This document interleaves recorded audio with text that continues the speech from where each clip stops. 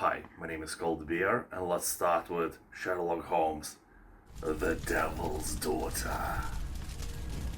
Sherlock Holmes, The Devil's Daughter. This is an adventure with unique gameplay that blends investigation, action and exploration. It will test the limits of your nerves and intelligence. Yeah, this game is not for the faint of heart. The puzzles can be devilishly difficult, and the plot is full of twists and turns that will keep you guessing until the very end. You will have to track down evil in the darkest corners of London while playing as the great detective and untangle a web of intrigue leading to the final stunning revelation about the evil that lurks in the city.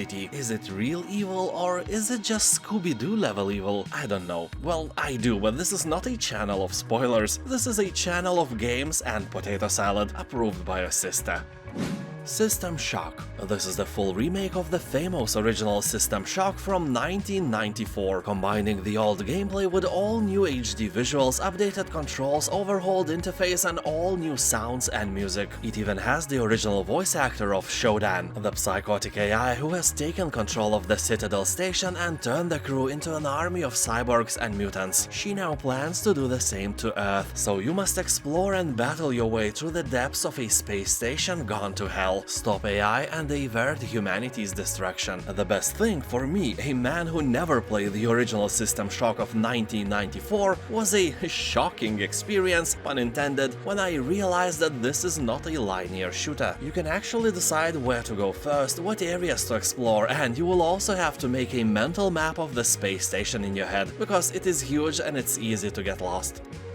Clash: Artifacts of Chaos. From the very first moment I saw the game, I instantly realized that I'm seeing something great, something far beyond the games I'm used to. The art style here is awesome, and the game is great as well. I should probably start by saying that this is a story-rich, Souls-like RPG adventure game. You play as Sudo, a master of martial arts who lives as a recluse in the strange land of Xenozoic. When you cross paths with a small creature whose mysterious powers have attracted the attention of some evil lady, you decide to protect him, unaware that much greater forces are involved. But you don't care because you are awesome and everyone else just suck. They don't know that yet, so you are eager to bring wisdom. And by wisdom I mean bloodshed and broken bones. Your fists and speed are your greatest weapons. You will attack, dodge, stun, block or counter a parry to land a special attack. You can even switch to a first-person view to perform unique techniques. Each time it's up to you to seize the occasion to achieve a victory. If this is not a hidden gem in its truest sense, I don't know what is. If you like difficult and trippy games, this is a must. The Elder Scrolls 4 Oblivion Game of the Year Edition Deluxe.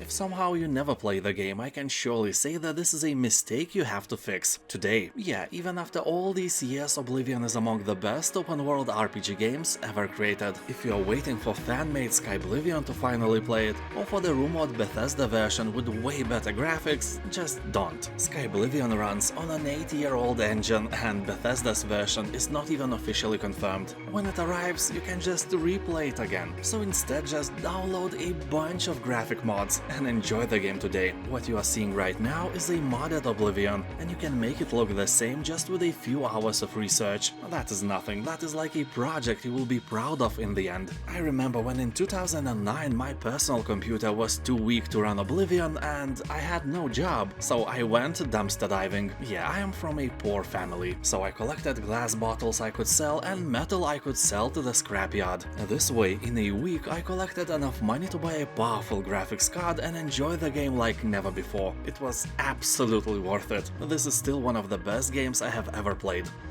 Disco Elysium. This is one of the greatest role-playing experiences you will ever have, but play it only if you like reading a lot and like games without combat. You will not find any here. Well, I mean combat that is not a result of your dialogue choices. Your character will do things automatically based on the decisions you make, and those decisions of yours are not always very smart, and Disco Elysium just lets you do stupid things, which is kinda scary because suddenly you may realize that you just wanted to test the waters, but instead you actually made the decision decision that will have grim consequences. And by grim, I mean really grim. On some of those occasions, the game just ends. You may see game over screen without even playing an hour. And the game is like, I told you, but you pushed me hard, so the consequences are yours to swallow. yeah, actually this Elysium has 3 different endings and 12 unique game overs, those I talked about before. So always, and I mean always, think twice before doing something stupid, and then think twice while playing Disco Elysium as well, because no matter how stupid the decision you want to make is, the game may let you do it.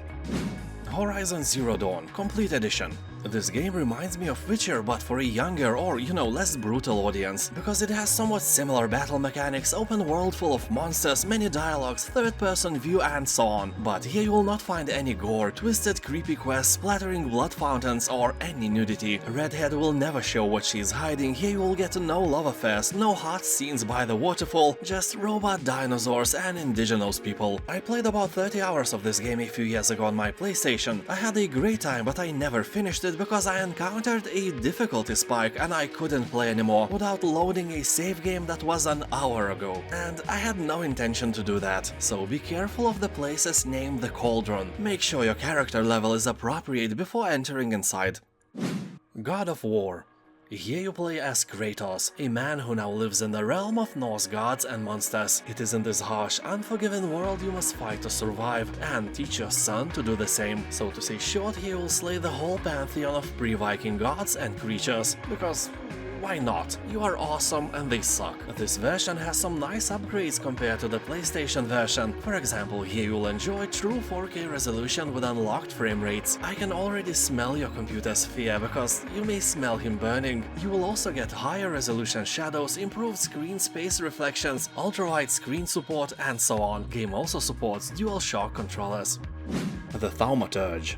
This is an isometric, story-rich, turn-based combat RPG. The year is 1905. The city of Warsaw lives under the rule of imperial hands. Its inhabitants constitute a diverse group of different ancestries, views and beliefs with often conflicting interests: soldiers, merchants, simple townspeople and more. Despite the circumstances, the city is a buzzing metropolis where you can attend a breathtaking party with the high society and later get robbed in one of the dark alleys. Well, sounds like any city today, but there is a catch. You are some kind of a warlock, a Thaumaturge as they are called here, because you inherited the power to tame magical entities. You will utilize their mystical abilities to discover secrets hidden within the human soul and speak to the darkness itself. People are saying that the game has a great story, has complex but easy to learn combat and is set in a relatively open world. The only flaw here, in my eyes, is that the game is set in Poland and not in Cold Beeristan. But no one is perfect. Age of Wonders Planetfall. Emerge from the cosmic dark age of a fallen galactic empire to build a new future for your people, or, ruin everything even more. Here you will build your kingdom with one of 6 unique factions, ranging from militant vanguard to the dinosaur-riding Amazons, cyborg zombies, and unicorn raccoon kittens of despair. Well, maybe not the latter, but I assure you that the diversity of units is really nice. Here you'll progress through each faction's missions using your wits, military strength, and diplomacy. Explore planetary ruins and encounter other survivors as you unravel the history of a shattered civilization. Game has a really nice single-player campaign and a random skirmish maps. You can play the game alone or dive into multiplayer battles and feel the shame of defeat. Iron Danger. This is a tactical combat game with a very cool time manipulation mechanic that blends the tactical depth of the turn-based games with the action of real-time strategy. You'll be in control of 2 characters and will use a variety of skills and your IQ to overcome the challenges. I'm not gonna lie, I tried the game and my brain was overheating all the time. The core of Iron Danger is its unique time control mechanic. You can rewind time for up to 5 seconds whenever you want, trying different strategies and combinations of moves until you find the right one for the task. Your characters can only take 2 or 3 hits at maximum before they die, so you will be rewinding all the time. In general, you can't really die here if you choose to. This is a curse and a blessing in one. Anyway, this price is really nice, although the game can become a bit grindy and repetitive. Keep that in mind as well. And now, thank you for watching, have a nice day, and I'll see you next time. Bye.